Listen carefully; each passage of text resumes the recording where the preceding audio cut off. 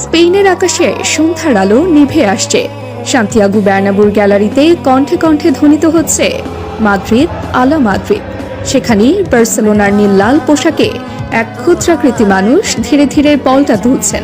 চোখে তীব্র আলো, মুখে অচেনা স্থিরতা। ইতিহাসের পাতায় তিনি আজ কিছু লিখে যাবেন যা কোনোদিন মুছে ফেলা যাবে না। হ্যাঁ, লিওনেল মেসি।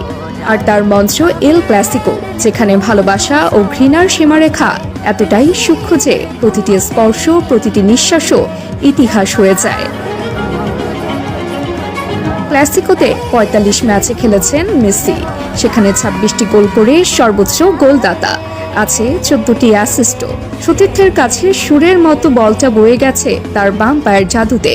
যেদিন তিনি বার্নাব্যুতে নিজের জার্সি তুলে ধরেছিলেন দর্শকদের দিকে, সেই মুহূর্তে নীরব হয়ে গিয়েছিল এক শহর, আর অন্য শহরটা গর্জে উঠেছিল মেসি মেসি ধ্বনিতে।